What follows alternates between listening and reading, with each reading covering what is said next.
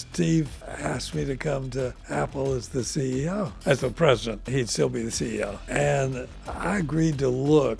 And I found that he wanted to go this way, the board wanted to go that way. I could see the collision that was going to come, so I passed it by. Larry Ellison was an interesting character. He kept saying, it's not enough to beat your competition, you got to kill them. He would come to Washington before we moved to Austin, usually with a different girlfriend, to go to dinner. He never picked up the check. I ended up picking up the check every time. Just at that point, the senior director had a stroke, so I became the lead director. And how do you organize a deal with a hostile bid? So I went out and hired Goldman Sachs, and suddenly we were being harassed. Goldman Sachs people told me that there was a 10% impact on the stock because of the CEO. Of course, yeah. So I asked him to step down. You went to serve on Dell's board, Oracle's board, Floor Corporation, Xerox, AT&T, Massie Energy. How did you identify a great CEO? This great rush to invest in all the data centers is going to pay off. Zane Barnes was the CEO, and he had a favorite son to be the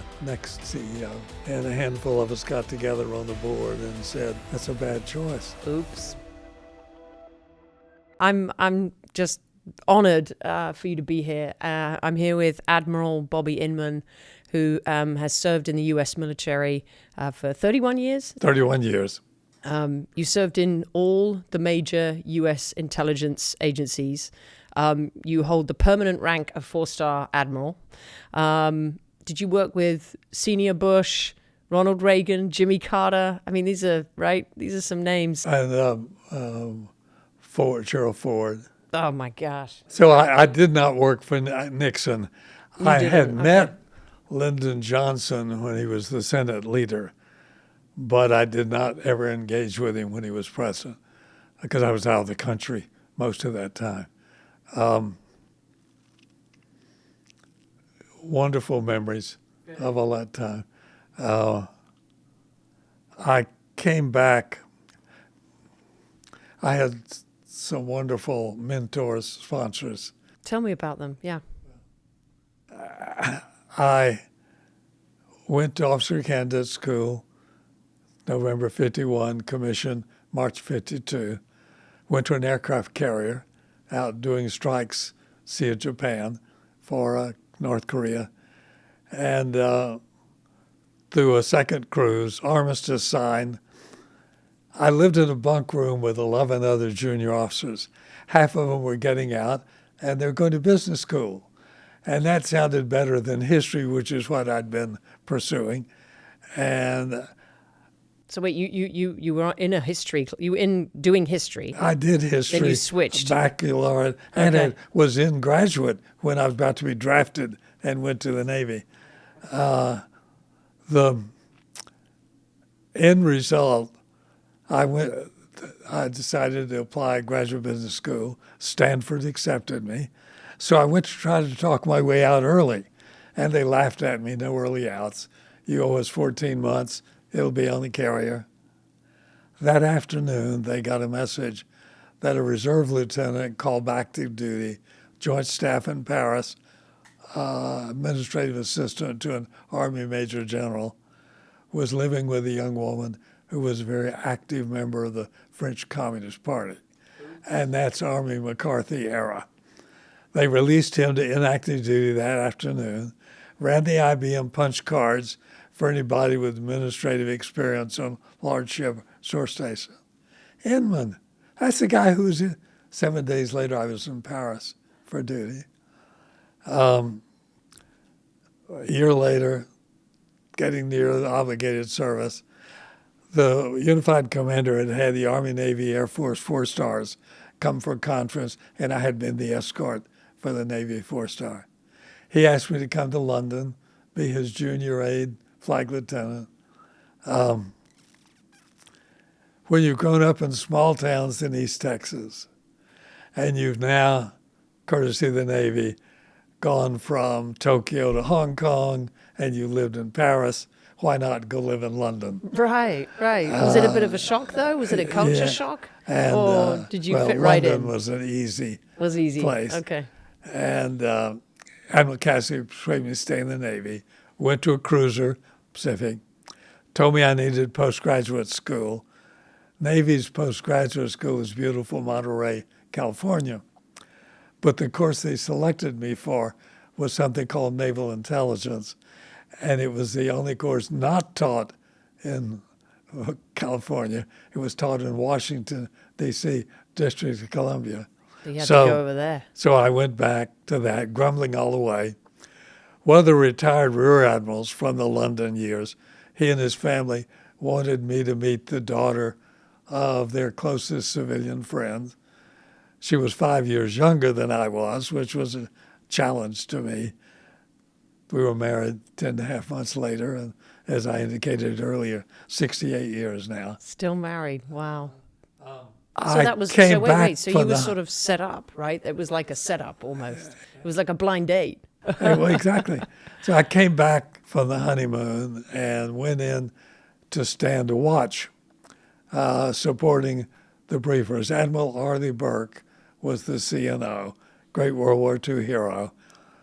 And he began his day with 30-minute presentation, 10 minutes of intelligence, 10 minutes of naval operations, 10 minutes of media, congressional relations, weather, all no scripts, stand, brief, answer questions, sit down.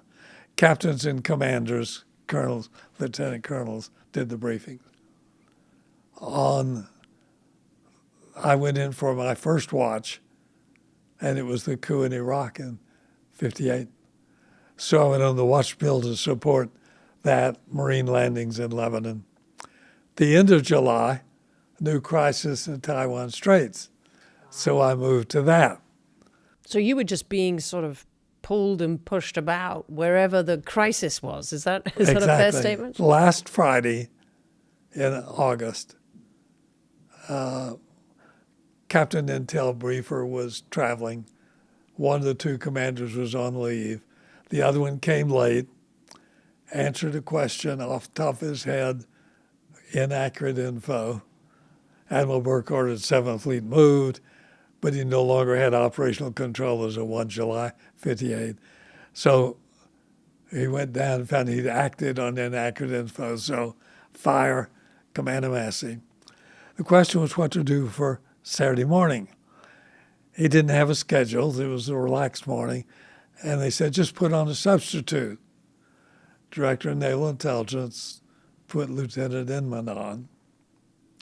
Admiral Burke recognized I was nervous when he walked in, and he asked me a question before he ever sat down, answered and relaxed, but got nervous all over again because as I would brief on a country, he'd ask me about every country around it. And we toured the world for 25 minutes. And he turned with a flourish and said, leave the lieutenant on the briefing team as Commander Massie's successor. And my whole life changed from that moment. He became my great sponsor. I didn't realize until many years later he'd stayed active in pursuing where I was going, where I was going to be assigned, who I was going to work for throughout the next 20 plus years. It's interesting, isn't it? Sometimes you know you have a mentor, but you only find out later all the work that they did behind the scenes. You never saw it, right? Yeah, that happens a lot, I think, in your career. The role he played turned out, when I did find out about it, he'd call up every 2 or 3 years to ask where I was going to be assigned next. No, I wanted somebody tougher. So I worked for people who were on their way up to 3- and 4-star rank.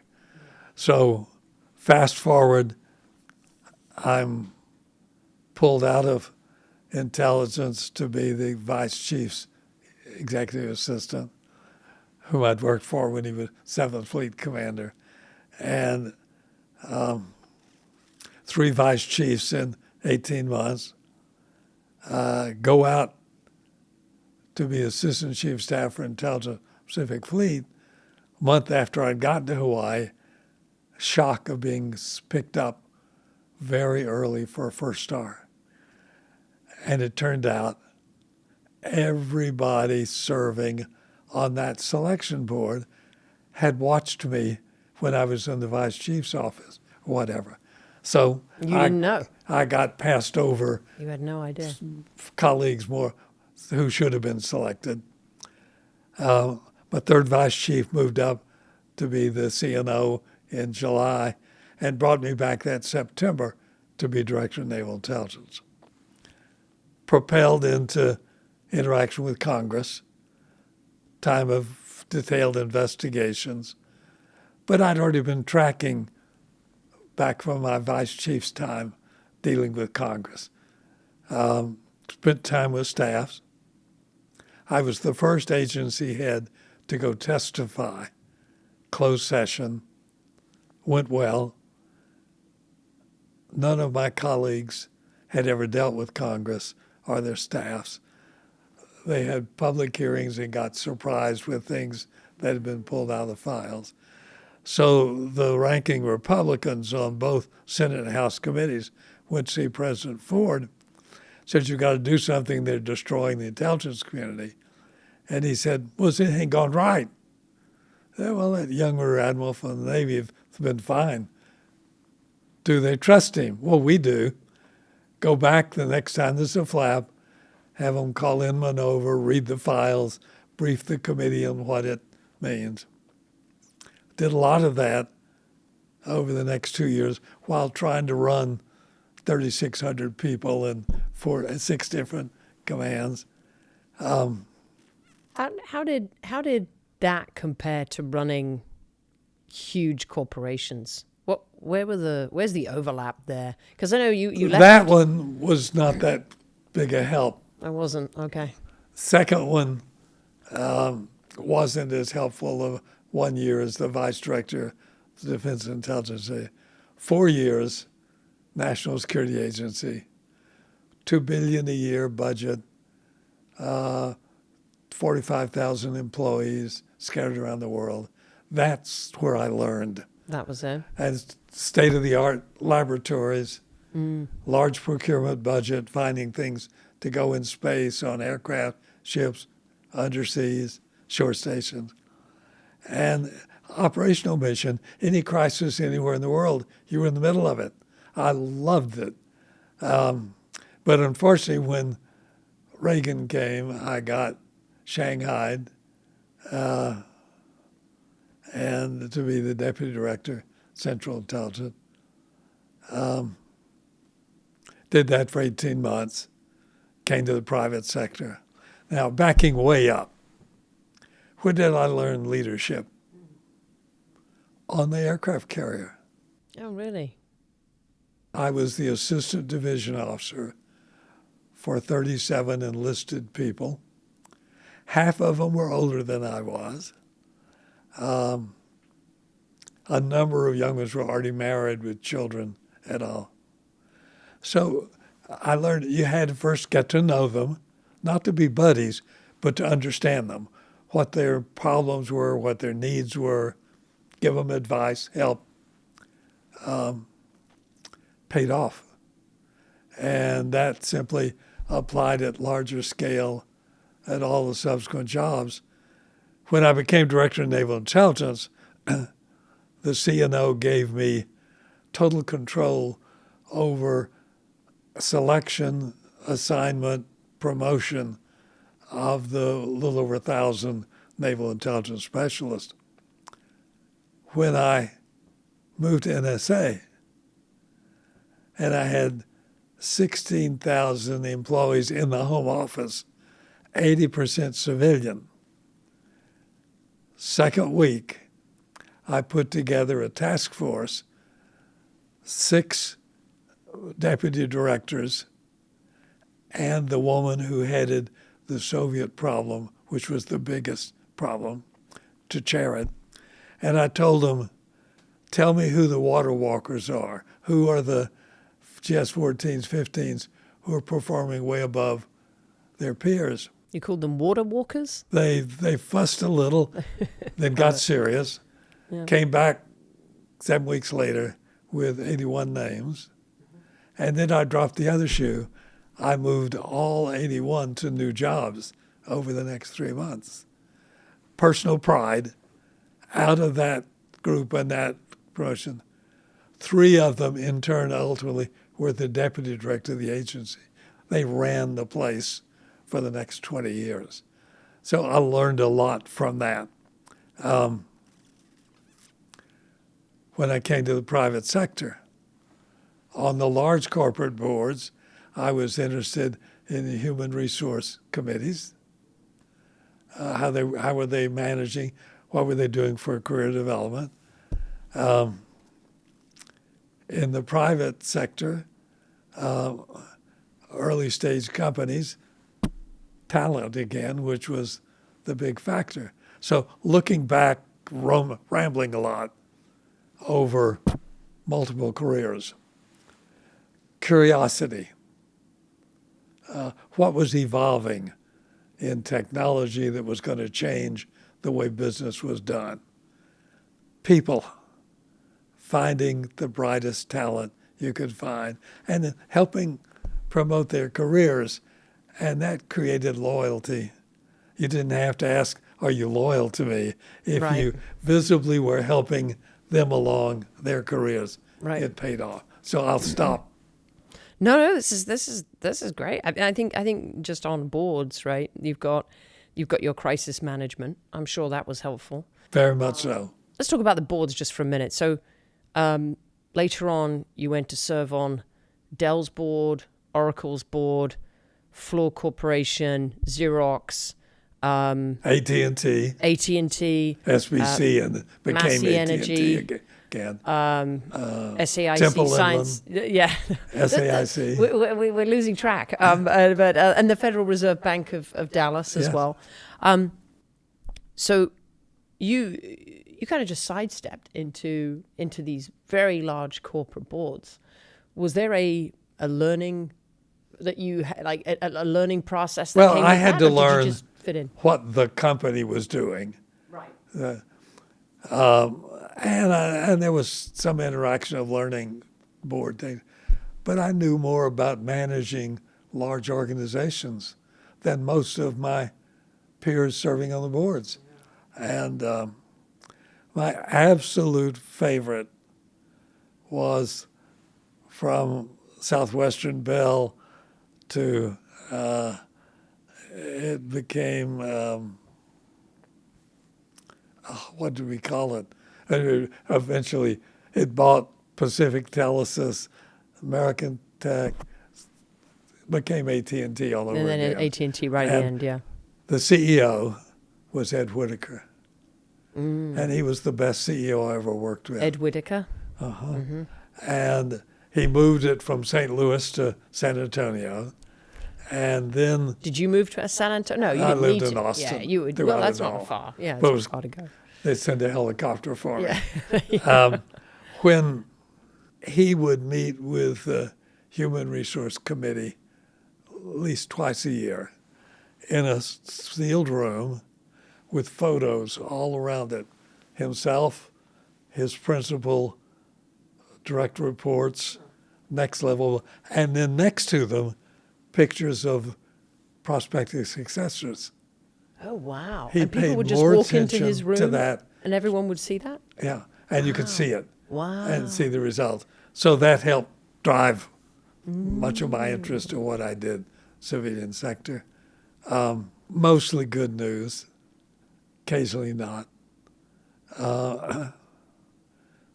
When I turned to the startup companies, the venture capital side, my first question was, is the technology going to change the way business is done? Is it disrupting current status? If that was a plus, what about the people who were running it? What was their commitment and their work ethic? If I liked both of those, then I would commit and help them find talent.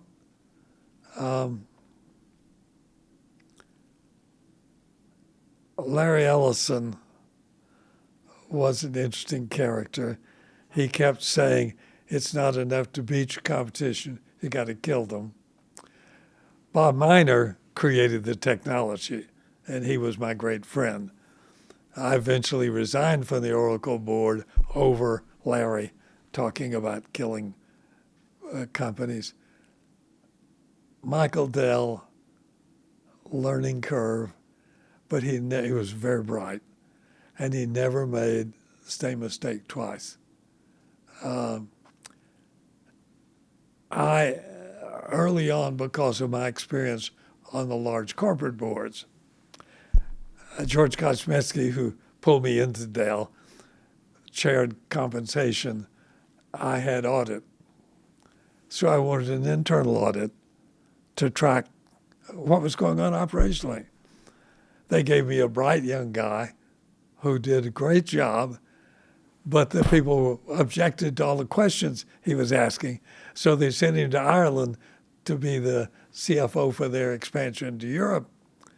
And I asked, where's the successor? Oh, we'll get around to it.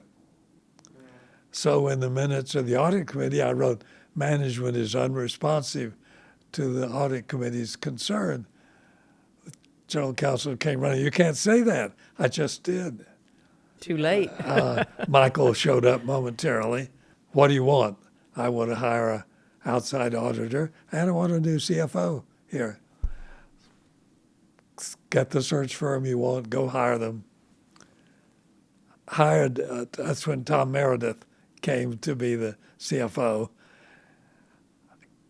Wonderful young woman from one of the big audit firms came to be head of internal audit.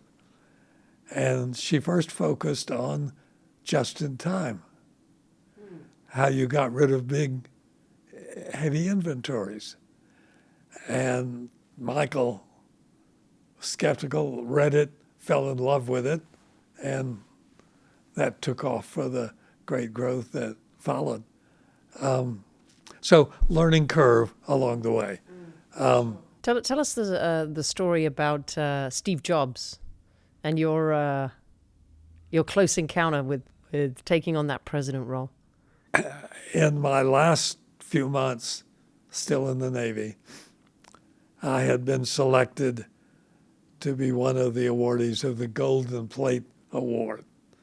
And this was done every year, bringing 36 CEOs or senior executives, I think, to New Orleans to deal with 300 young students who were being brought to be exposed. Inman, Jobs. We sat alphabetically side by side. When we finished the time, Steve asked me to come to Apple as the CEO, as the president. He'd still be the CEO. And I agreed to look, and I found that he wanted to go this way, the board wanted to go that way. I could see the collision that was going to come, so I passed it by. He didn't speak to me for months after that, but finally did again. And what ultimately happened? He was thrown off the board, right?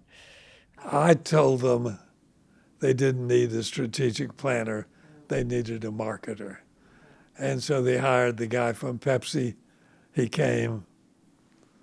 Steve got pushed out, Takeover. A year later, he's back for a great run.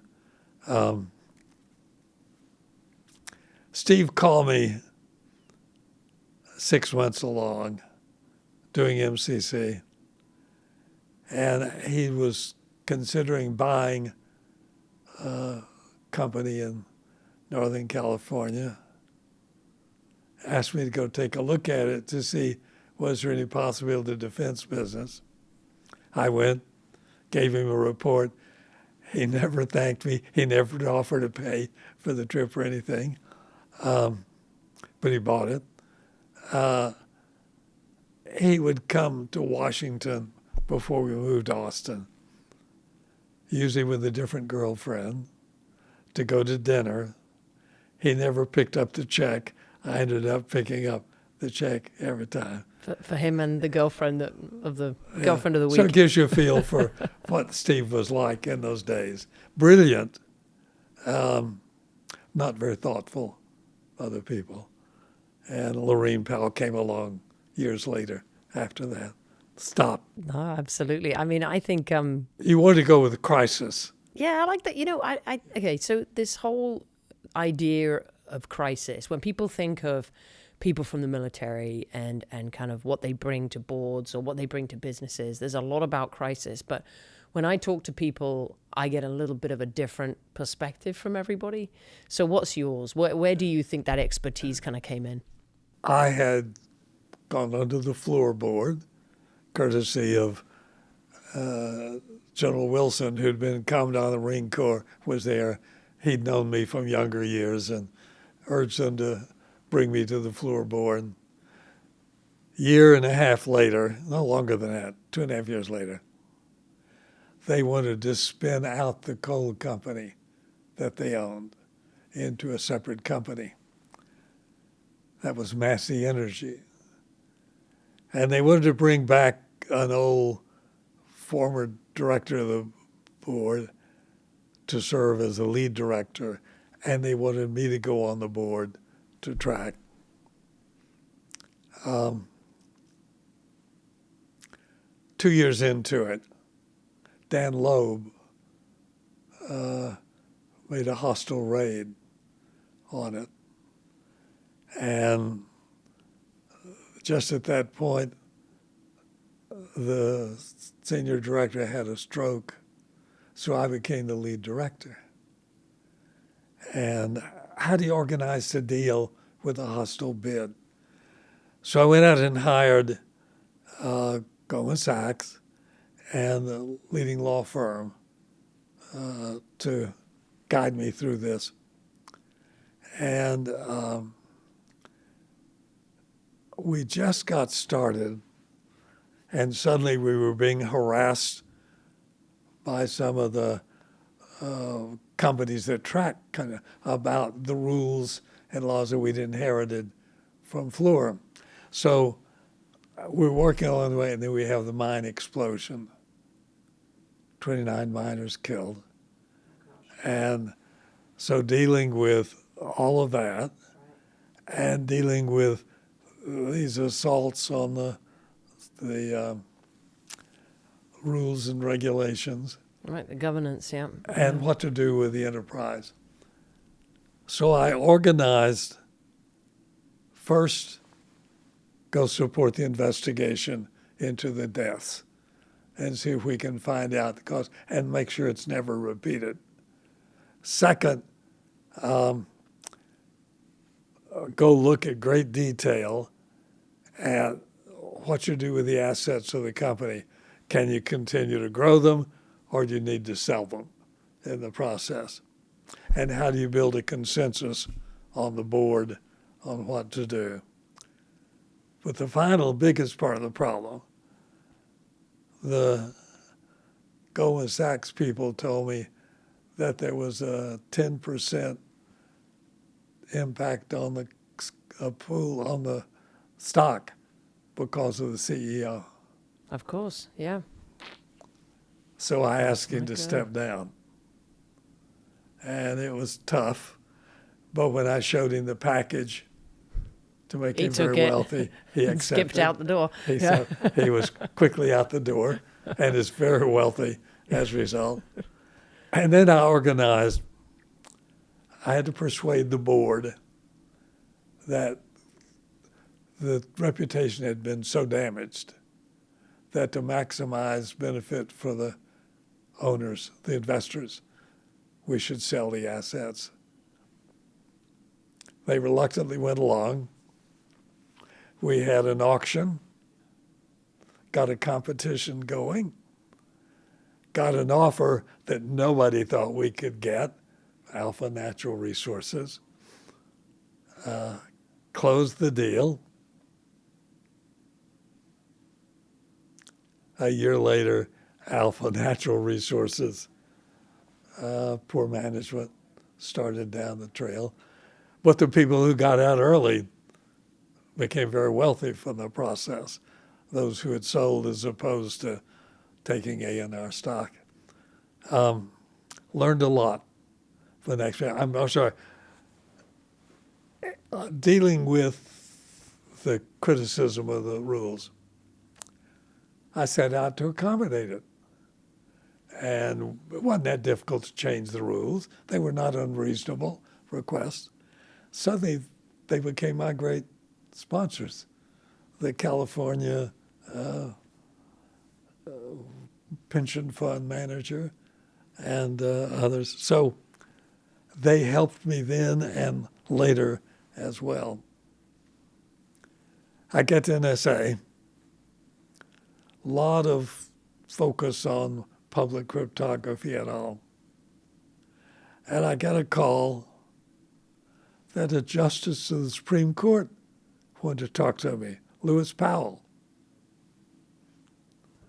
He'd served during World War II with the product coming out of Bletchley Park, and he understood how important all this was. And he said, there's another justice here who has a comparable story, different. The two of them became great advisors on how to find my way through the legal morass in the process. So what I'm sketching for you is how lucky I was in acquiring mentors. I didn't have to go searching for them. They sort of appeared and were willing to be supportive. End result, even to this day, I spend a lot of time mentoring people coming along, giving them advice, steering them. I never tell them what they should do. I ask them what would they like to do, what the pluses, minuses of it. Well, you just had lunch earlier with somebody, you said, right, from the university. So you teach, you do some teaching on the side, and there are some students who said that you'd had a great impact on their lives, and yeah. In April, approaching my 95th birthday, two of my former students put together a luncheon to honor me for the birthday, and coming a large turnout, including Michael Dell showed up. He did? Yes. And a lot of others. And it was very flattering to have them come back and talk, including a young man I had hired out of Yale PhD in '05 named Ben Sass, who went off back to Nebraska, became a senator, now suffering from pancreatic cancer, but on a miracle drug that's already given him 6 months longer than they ever thought he could live.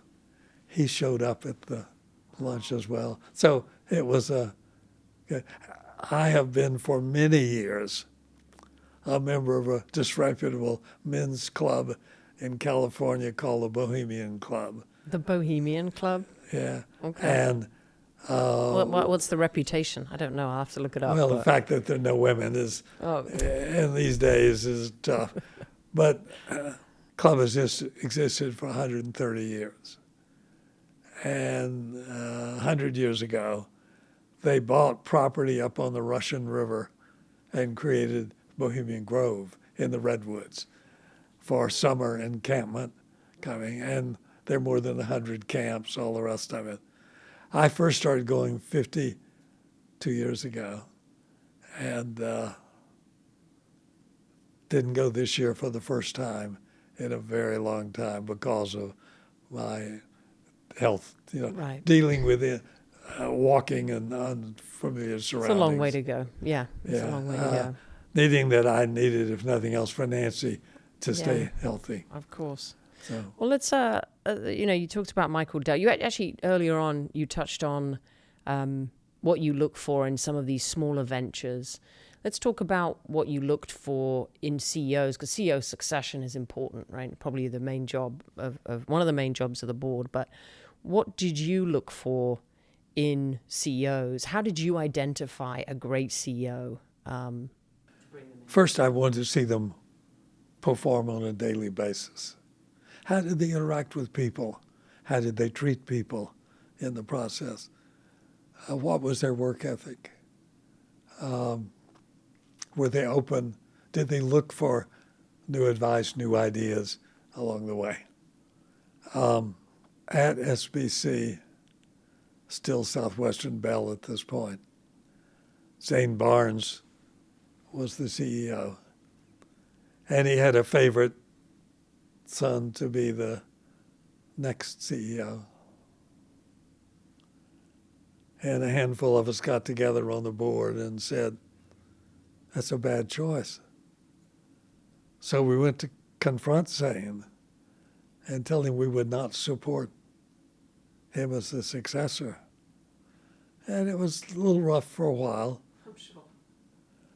But we took the operator whom had made the CFO, named Ed Whitaker, who became an enormously successful CEO. So he was the CFO before and became the CEO. Interesting. But he'd been an operator much of his time. Xerox. David Kearns was a wonderful human being. But they had a practice of replacing the CEO at age 60. When David retired and went to be Secretary of Education, guy who took his place moved over the next several months to get rid of everyone who'd been a competitor. Oh, like everyone who'd competed for his job, you mean? Oh, wow. So he just fired them all slowly behind the scenes? Well, suddenly they'd all disappeared. there was no visible successor for him. He insisted on doing an outside search. Guy who had trailed around a big-name successor came and was a disaster. So hard to get the board together to act, but we had to replace him and took a woman who had been managing a lot of the activity. She took over and did a fine job for a period of time. But what was clear, succession challenge. Same thing later at Fluor. They hired, after I was doing Massie and Fluor, they hired a newly retired head of Shell to come take over. It was clear within a couple of years that it was a bad call. And I got the painful job of telling him he had to step down. Painful, but he did.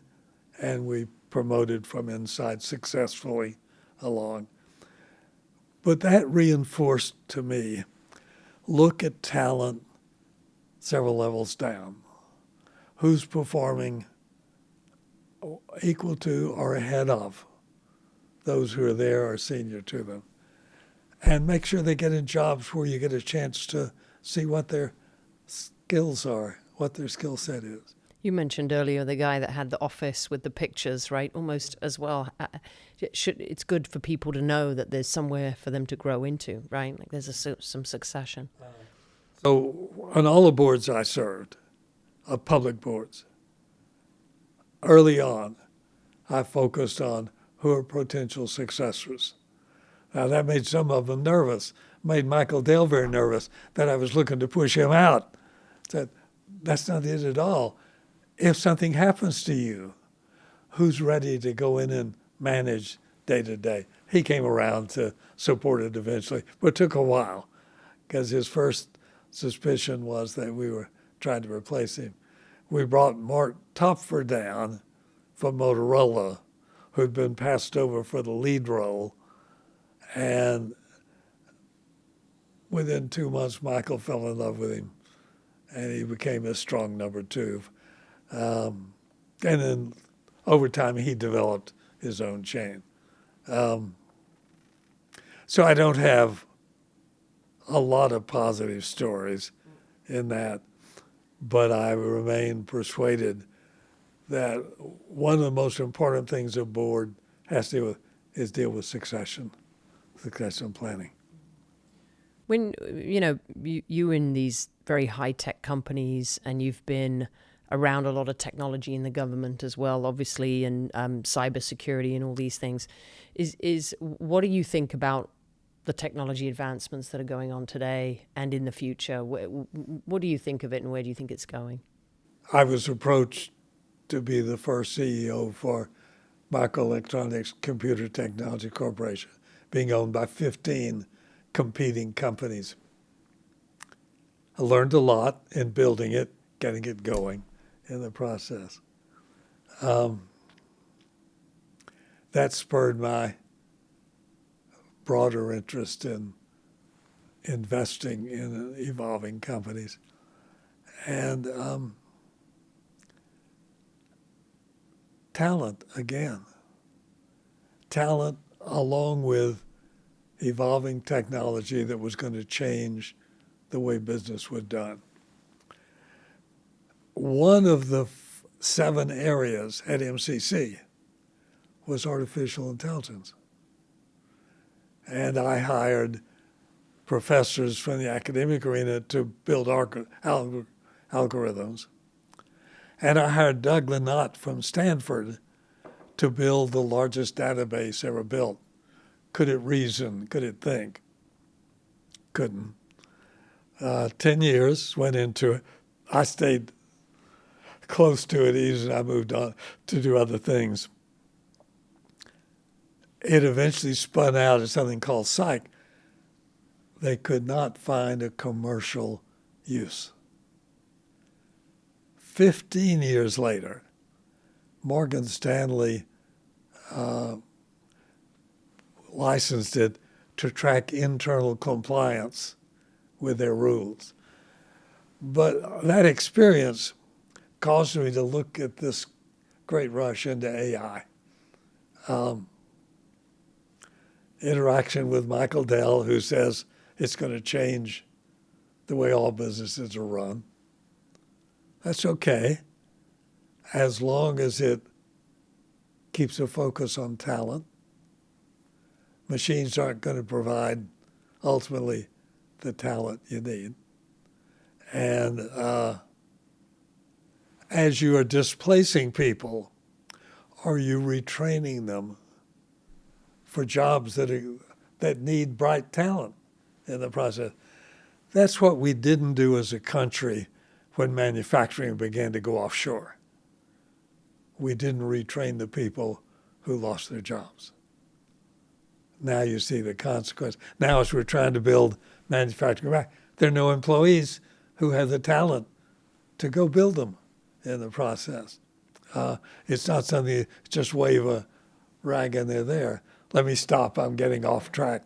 No, this is really interesting. I think you're absolutely right. Like, I don't know if we fully know, right, what's going to happen next. I mean, I came here in a Waymo car, right, with a driverless car.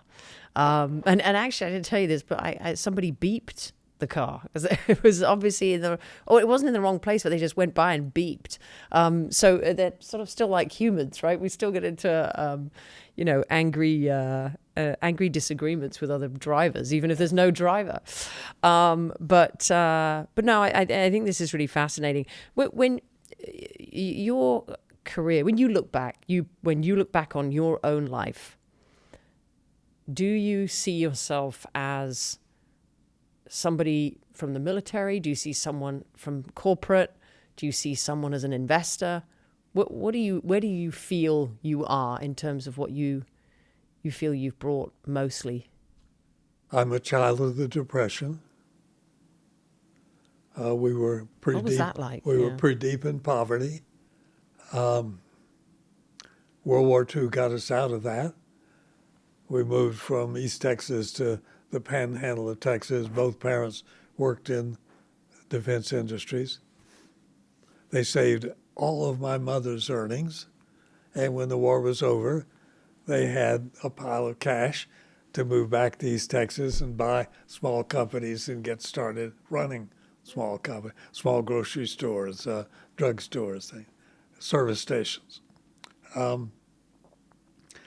I began stocking grocery store shelves when I was 10, pumping gas when I was 12. That's when you didn't have self-service.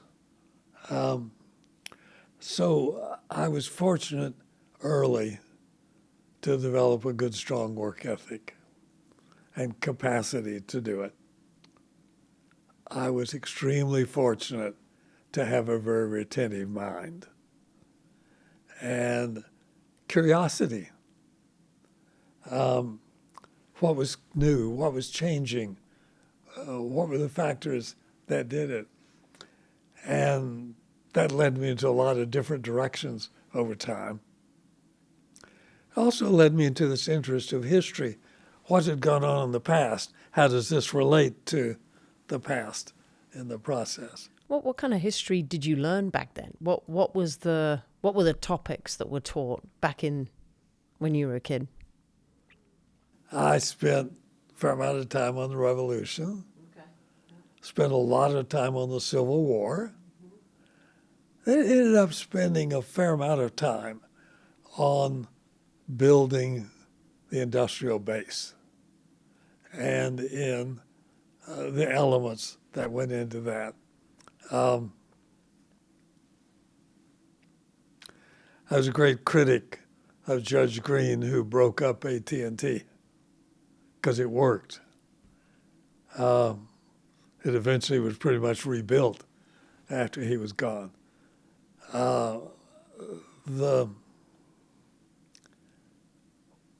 When I agreed to do MCC, IBM was very explicit to tell me they couldn't join because of concern about antitrust. They'd just gotten past antitrust seminars. And I found the number of the companies who were going to invest were still worried about it. Control Data had been the organizing enterprise.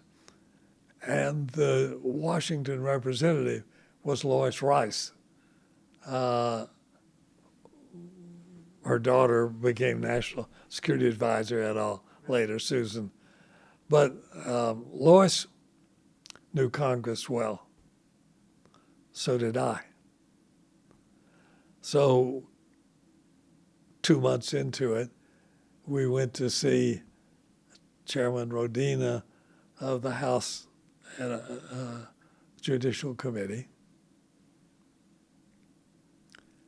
Within less than 3 months, we had the National Security Research Act of 1984, which said, if you declare to government what you're doing, you are free from treble damage. And in considering antitrust, you have to consider the international market, not just the domestic one along the way. It opened up a lot of opportunity along the way. But it was an example of working with Congress to get legislation to authorize what you need. It says you got to work with them. Wish the current president would understand that. But back to... But no, so you feel like you're more of a government official? Like, is that more of the role? If you look back, I have evolved. Yeah, I think so. I've evolved. I learned all about small businesses and all inside the family growing up. Did not like the ethics of what I saw often. The ethics I found in those years in the Navy appealed to me, which is probably why I stayed in the process. And the chance to go track what's evolving, what's going to happen out the way.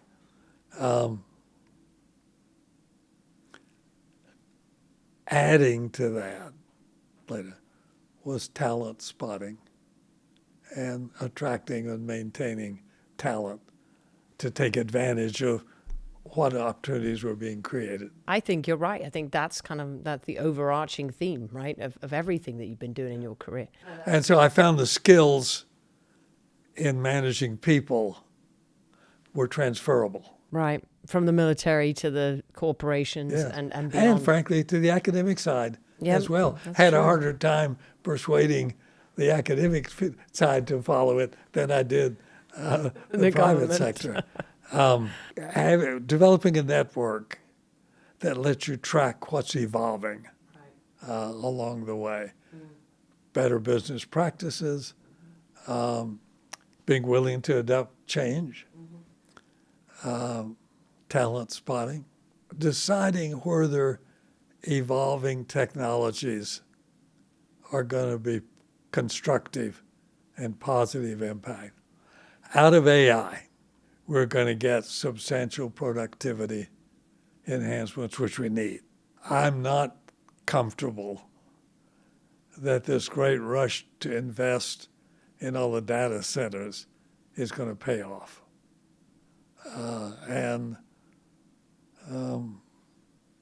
Decade ago, we had a terrible, harsh winter, and we didn't have enough electricity to keep things going here, Texas.